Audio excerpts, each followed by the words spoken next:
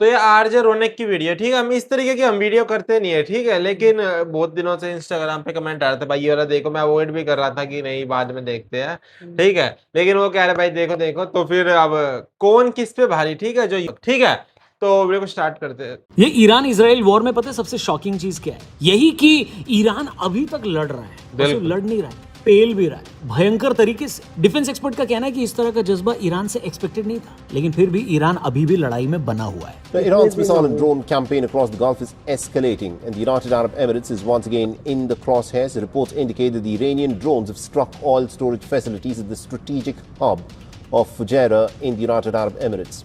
From the IRGC, Iran's Islamic Revolutionary Guard Corps has now informed the UAE that it considers US hideouts to be legitimate targets after the US struck Iran's Karg Island. हालांकि कई लोगों का यह भी मानना था कि Iran ने एक लंबे वॉर के लिए तैयारी करी हुई है, लेकिन वो अपने ही आसपास के गल्फ देशों को निशाना बनाने लगेगा और अमेरिका जैसी ताकत की भयंकर धमकियों के बीच भी स्ट्रेट ऑफ हॉर्मुज बंद कर देगा। ये किसी ने नहीं सोचा था, ईरान ने ये सब कर डाला। इसलिए जरा हमने सोचा कि उसकी बात क्यों ना कर लें जिसके दम पर हर लड़ाई लड़ी जाती है, यानी कि हथियार। तो किस देश के पास कितने हथियार हैं और कौन सा देश किस पर भारी है, इस वीडियो में वही समझने की कोशिश करेंगे। वीडियो पसंद आए तो चैनल को सब्सक्राइब करिएगा और ये वीडियो अपने दोस्तों से भी जरूर शेयर करना। शुरू करते हैं।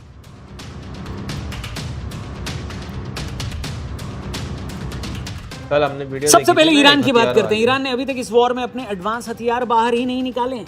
वो अभी भी सस्ते ड्रोन्स और मिसाइल से ही काम चला रहा है, और फिर भी ऐसा प्रिसिशन स्ट्राइक कर रहा है कि वो सस्ते हथियार भी भारी इंपैक्ट डाल रहे हैं। दुनिया देख रही है कि एक छोटा खिलाड़ी दुनिया के दिग्गजों की हवा टाइट किए हुए।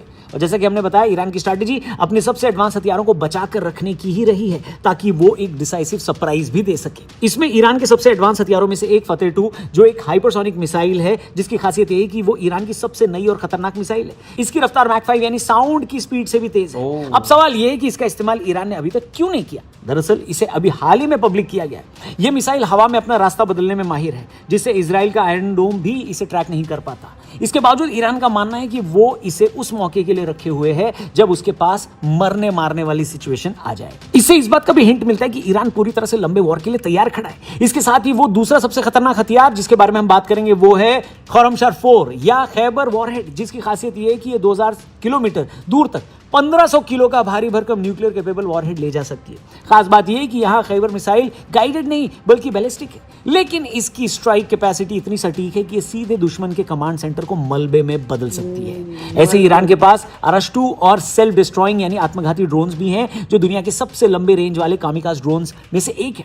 इसे खासतौर पर इजराइल के रडार और एयर डिफेंस सिस्टम को तबाह करने के लिए बनाया गया है। बड़ी बात यह है कि ईरान के पास 3000 से ज्यादा बैलिस्टिक मिसाइलें, ये सारे न्यूक्लियर कैपेबल मिसाइलें बनी है। ईरान ने अपनी कमजोरी को ही अपनी ताकत बना लिया दोस्तों। उसके पास बड़ी एयरफोर्स नहीं है, इसलिए उसने दुनिया का सबसे घातक मिसाइल और ड्रोन नेटवर्क खड़ा किया है। ईरान अपने ज्यादातर हथियार खुद बनाता है। उसने तेहरान और इस्फहान जैसे शहरों के बीच मिसाइल सिटीज बना रखी है, जहां ड्रोन और मिसाइलों की असेंबली लाइन भी चलती है। सोशल मीडिया पर ऐसी कई वीडियोस वायरल हैं जहां पर वो ऐसे मिसाइल सिटीज को दिखा रहे हैं वीडियोस बना बना के। ये केवल एक गोदाम नहीं है, बल्कि ईरान की army Islamic revolution guard corps का एक ऐसा मास्टर स्ट्रोक है जिसने गल्फ में पावर बैलेंस को बदल कर रख दिया है। ईरान ने अपने देश के अलग अलग हिस्सों में और खासकर पहाड़ों के नीचे बड़ी सुरंगों का नेटवर्क तैयार किया है। ये सुरंगें इतनी गहरी और मजबूत हैं कि इन पर दुनिया के सबसे पावरफुल बंकर बस्टर बमों का भी कोई खास असर नहीं होता। इन सेंटर्स में न केवल मिसाइलें रखी जाती हैं, बल्कि वहीं उनका प्रोडक्शन और असेंबली भी होती है। इन अड्डों की सबसे बड़ी खासियत है इनकी लॉन्चिंग कैपेबिलिटी। ईरान ने ऐसी टेक्नोलॉजी डेवलप की है कि मिसाइलों को सुरंग के अंदर से ही सीधे फायर किया जा सकता है, जिससे दुश्मन को यह पता लगाने का मौका ही नहीं मिलता कि हमला कहां से हुआ है। इंटरनेट पर जब भी इन मिसाइल शहरों के वीडियोस यानी इन मिसाइल सिटीज के वीडियो सामने आते हैं तो कई वेस्टर्न एनालिस्ट उसे सीजीआई या एआई बताकर खारिज करने की कोशिश करते हैं। उनका लॉजिक होता है कि इतनी बड़ी और एडवांस सुरंगें बनाना नामुमकिन है। हालांकि सच्चाई इसके ऑपोजिट है। ईरान ने समय समय पर अपनी ऑफिशियल मीडिया के जरिए इन अड्डों के वीडियोस जारी किए। इंटरनेशनल मिलिट्री एक्सपर्ट्स का मानना है कि ये वीडियो ईरान की साइकोलॉजिकल वॉरफेयर का हिस्सा है। ईरान ये मैसेज देना चाहता है कि अगर उसके सतह के ठिकानों पर हमला हुआ तो भी उसकी मिसाइल पावर सुरक्षित रहेगी और वो पलटवार करने में कैपेबल होगा। युद्ध के समय ये अंडरग्राउंड हेडक्वार्टर्स ईरान को 3 बड़े फायदे देते हैं। ट्रेडिशनल वॉर में दुश्मन सबसे पहले मिसाइल डिपो को ही निशाना बनाता है। ईरान के हथियार जमीन के नीचे होने के कारण सैटेलाइट्स की नजर से बचे रहते हैं। अब जब प्रोडक्शन यूनिट्स भी जमीन के नीचे है, इसलिए वॉर के दौरान भी हथियारों का प्रोडक्शन रुकता नहीं है। ईरान इन सुरंगों के जरिए अपनी मिसाइलों को एक शहर से दूसरे शहर तक जमीन के नीचे से ही पहुंचा सकता है। जिससे दुश्मन के रडार उन्हें ट्रैक नहीं कर पाते। इन अड्डों में केवल पुरानी मिसाइलें नहीं है, बल्कि ईरान की घातक शहाब, खैबर और फतह हाइपरसोनिक मिसाइलें भी तैनात है। इसके साथ ही ईरान के मशहूर शहीद ड्रोन्स की पूरी फौज भी यहीं से कंट्रोल होती है। हाल के स्ट्रगल में हमने देखा कि ईरान के सस्ते लेकिन इफेक्टिव हथियार बड़े बड़े डिफेंस सिस्टम को भी चुनौती देने में केपेबल है। ईरान का अंडरग्राउंड मिलिट्री इंफ्रास्ट्रक्चर केवल दिखावा नहीं है, बल्कि दशकों की मेहनत का नतीजा है। जहां दुनिया इसे एआई का कमाल मानकर नजरअंदाज करना चाहती है, वहीं ईरान के ऑफिशियल वीडियोस और वॉर प्रैक्टिस ये साबित करते हैं कि उनकी असली ताकत जमीन के ऊपर नहीं, बल्कि पहाड़ों के सीने को चीर कर बनाई गई वो सुरंगों में उसकी असली ताकत छिपी है, जो लोगों को दिखाई नहीं देती। अब ईरान की बात हो गई, जरा अमेरिका और इजराइल की भी बात कर ही लेते हैं। दरअसल इस सूरज को दिया दिखाने के बराबर होगा, लेकिन फिर भी जब उनको दुश्मनी करने में शर्म नहीं आई तो हमें बताने में क्या दिक्कत। दुनिया की नजरों में अमेरिका के पास F-35 जैसे स्टील फाइटर जेट्स, बड़े एयरक्राफ्ट कैरियर्स और दुनिया का सबसे बड़ा मिलिट्री बजट है। इजराइल के पास भी आयरन डोम और डेविड स्लिंग जैसा अचूक सुरक्षा कवच है। जहां अमेरिका का एक पेट्रियट मिसाइल इंटरसेप्टर करीब $40 लाख यानी 33 करोड़ का आता है, वहीं ईरान का शहीद 136 ड्रोन मात्र $20,000 यानी 16 लाख रुपए में तैयार हो जाता है। यही रीजन है कि ईरान ने इन दोनों देशों के लिए कॉस्ट ऑफ वॉर बढ़ा रखी है। लेकिन इन दोनों देशों यानी अमेरिका और इजराइल के पास स्ट्रैटेजी थोड़ी दूसरी है। अमेरिका से अलग इजराइल अपनी टेक्नोलॉजी को तब तक नहीं दिखाता जब तक पानी सिर से ऊपर न चला जाए। इसमें सबसे बड़ी ताकत है आयरन बीम लेजर डिफेंस, जो दुनिया का पहला laser based air defence system है। इजराइल हमेशा से लड़ते आया है, इसके लिए वो हमेशा तैयारी भी करता रहता है। इजराइल के लिए अटैक से ज्यादा डिफेंस की जरूरत है। ये मिसाइल दागने की बजाय लाइट बीम से दुश्मन के ड्रोन और रॉकेट को हवा में ही पिघला देता है। इसका फायदा यह है कि जहां एक इंटरसेप्टर मिसाइल करोड़ों की आती है, वहीं लेजर की एक शॉट की कीमत महज कुछ डॉलर्स की है। यह वॉर की इकोनॉमी को पूरी तरह बदल देगा। इसके साथ ही इजराइल के पास जेरिको 3 इंटरकॉन्टिनेंटल मिसाइल है, जो इजराइल की सबसे सीक्रेट मिसाइल है। माना जाता है कि यह न्यूक्लियर हथियार ले जाने में केपेबल है और इसकी रेंज 6500 किलोमीटर से भी ज्यादा है। इसका इस्तेमाल तभी होगा जब इजराइल को अपने वजूद पर खतरा महसूस होगा। इसके अलावा EMP हथियार भी हैं, जो ऐसे इलेक्ट्रोमैग्नेटिक पल्स हथियार जिन्हें कहा जाता है, जो बिना किसी को मारे पूरे ईरान की बिजली, इंटरनेट और मिसाइल कंट्रोल सिस्टम को एक झटके में जाम कर सकते हैं। पर मेरा सवाल है कि अगर जाम कर सकते हैं तो अब तक जाम क्यों नहीं किया गया? जब उनकी टॉप लीडरशिप को ऑलरेडी खत्म कर दिया गया है, तो अब इन सारे एडवांस हथियारों का उपयोग करके उनको सरेंडर क्यों नहीं करवा रहे, रिजीम चेंज क्यों नहीं करवा पा रहे ये लोग? खैर, अब अमेरिका की भी बात कर लेते हैं, जो पूरी दुनिया में आग लगाकर प्रॉफिट छापने के लिए जाना ही जाता है। यही वजह है कि अमेरिका के लिए दुनिया में कहीं भी वॉर हो, प्रॉफिट का ही मौका होता है। अमेरिका इस वॉर में सीधे नहीं उतरा, लेकिन उसके पास वो हथियार हैं जो ईरान के अंडरग्राउंड ठिकानों को भी नहीं छोड़ेंगे। पहला B-21 रडार स्टील्थ बॉम्बर, जो दुनिया का सबसे एडवांस डिजिटल फाइटर प्लेन है। ये इतना चुपचाप उड़ता है कि दुनिया का कोई भी रडार इसे देख नहीं सकता।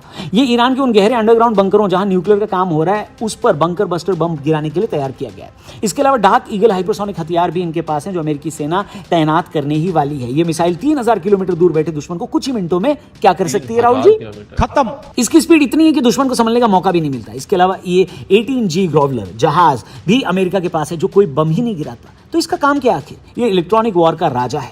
ये दुश्मन के पूरे कम्युनिकेशन को ही ठप कर देता है, जिससे उसकी मिसाइलें दिशाहीन हो जाती हैं। अब आप लोगों को ये पता चली गया होगा कि हथियार कौन कौन से हैं और किस किस के पास क्या क्या है। पर सवाल ये कि ईरान इस वॉर को मैनेज कैसे कर रहा है? ईरान सीधे वॉर लड़ने के बजाय मोज़ेक डिफेंस और प्रॉक्सी वॉर की पॉलिसी अपनाता है। मतलब कि वो खुद सामने आने के बजाय अपने नेटवर्क के जरिए अमेरिका और इजराइल को उलझाए रखता है। ईरान ने लेबनान, सीरिया, इराक और यमन में अपने पैर जमा रखे। वो इन जगहों से इजराइल पर छोटे छोटे लगातार हमले करवाता है। इससे इजराइल की सेना थकती है और उनका खजाना खाली होने लगता है। ईरान एक साथ 100 सस्ते ड्रोन भेजता है। इजराइल को उन्हें गिराने के लिए अपने करोड़ों की मिसाइलें दागनी पड़ती है। ये इकोनॉमिक टॉर्चर है दोस्तों। ईरान ने अपनी सेना को छोटे छोटे टुकड़ों में बांटा है। अगर अमेरिका उनके मेन लीडरशिप को निशाना भी बना लेती है, जैसा कि निशाना बना चुकी है, तो भी ईरान की निचली यूनिट्स इंडिपेंडेंट रूप से हमला करना जारी रखती है और अभी भी जारी रखी हुई है।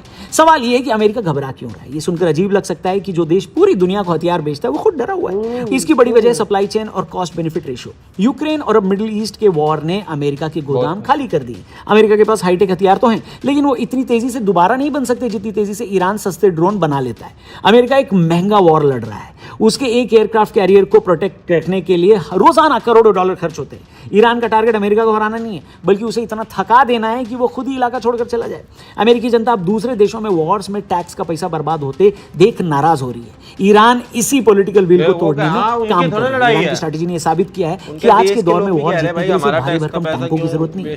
ईरान दुनिया की तेल सप्लाई की गर्दन दबाकर बैठा है। अगर वो इस रास्ते को बंद कर दे, जो कि पूरी कोशिश कर रहा है ऑलमोस्ट बंद करने की, तो ग्लोबल तेल कीमतें आसमान छूने लगेंगी, जो कि ऑलरेडी दिख रहा है, जिससे अमेरिका समेत पूरी दुनिया की इकोनॉमी हिल जाएगी, जो कि ऑलरेडी हिल गई है। जब ईरान की मिसाइलें इजराइल के नेवातिम एयरबेस तक पहुंचती हैं, तो यह मैसेज जाता है कि इजराइल का सुरक्षा कवच उतना मजबूत नहीं जितना दावा किया जाता है। इससे इन्वेस्टर्स और आम जनता में डर पैदा होता है, जो कि किसी भी देश की डेवलपमेंट के लिए घातक है। वहीं अमेरिका अक्सर अपने हथियारों को इनविंसिबल दिखाता है, लेकिन रियलिटी यह है कि M1 एब्राम्स टैंक और ब्रैडली फाइटिंग व्हीकल्स भी एंटी टैंक मिसाइलों और सस्ते ड्रोनों का शिकार हुए हैं। कोई भी हथियार इनविंसिबल नहीं होता दोस्त, और अमेरिका अपनी फेलियर को अक्सर तकनीकी कारणों के पीछे छिपाता रहा है।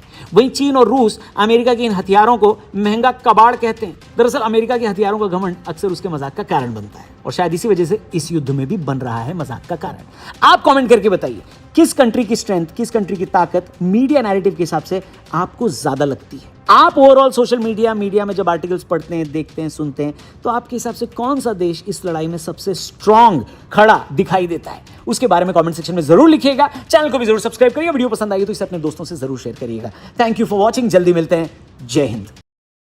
स्ट्रोंग तो ईरान ही खड़ा है, क्योंकि उसके लीडर की, क्योंकि उनके लीडर को ही मार दिया गया, उसके बाद भी वो देखो नया, उन्होंने नया लीडर लेके आए हैं और खड़े हैं। पीछे नहीं हट। बराबर की लड़ाई तो दोनों ही लड़ रहे हैं ना, वो भी नहीं। नहीं झुक रहा, वो भी नहीं झुक रहा। ईरान बिल्कुल डट के लड़ रहा है, जबकि उसके पे किसी को यकीन नहीं था दुनिया में कि ईरान इतना लड़ सकता, और इनके पास सक्षम है। अमेरिका के सामने खड़ा है ईरान, और उनके नेता को मार दिया है, तबाह कर दिया, उसका परिवार उजड़ गया।